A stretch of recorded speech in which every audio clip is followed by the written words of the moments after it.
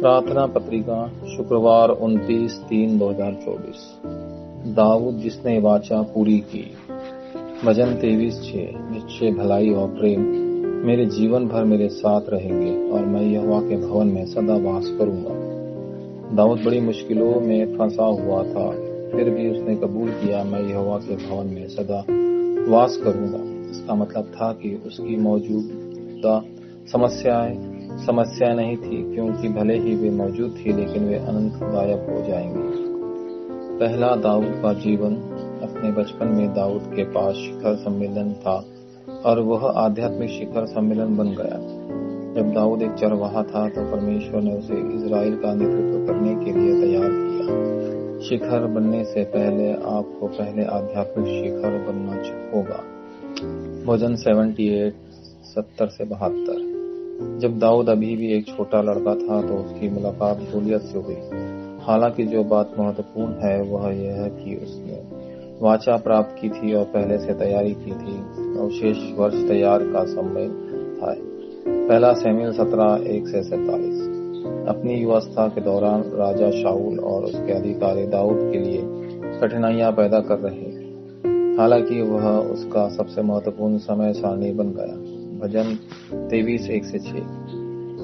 राजा के रूप में दाऊद ने समय के दौरान उसे मंदिर निर्माण की तैयारी की। मंदिर में उसकी आजीवन प्रार्थनाएं शामिल थी। यदि अवशेष चर्च को ठीक से समझते हैं तो उन्हें इस बारे में उत्तर मिलेगा कि उन्हें चर्च में क्या करना चाहिए। पहला इतिहास 29:10-14।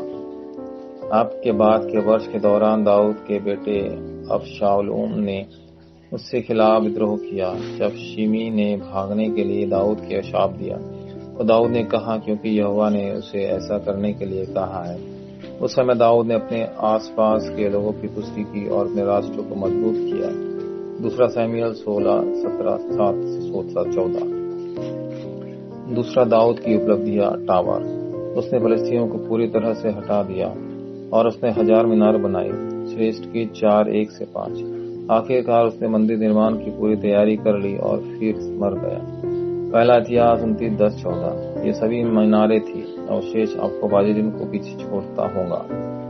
तीसरा शाश्वत मामले जिनका दाऊद ने आनंद लिया।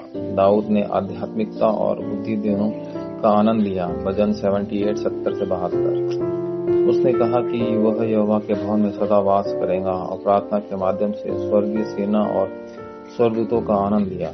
भजन 130 20-22। इसलिए उपासना इतनी महत्वपूर्ण है। लोग परमेश्वर के वचन और उपस्थिति में रुचि नहीं रखते क्योंकि उसे देखा नहीं जा सकता, इसलिए वे वास्तविक उत्तर प्राप्त नहीं कर सकते। कृपया पहले से चित्र देखें। वास्तविक वचन और प्रार्थना की शक्ति के माध्यम से आपको अध्ययन करना होगा। यह बिल्कुल भी मुश्किल नहीं है।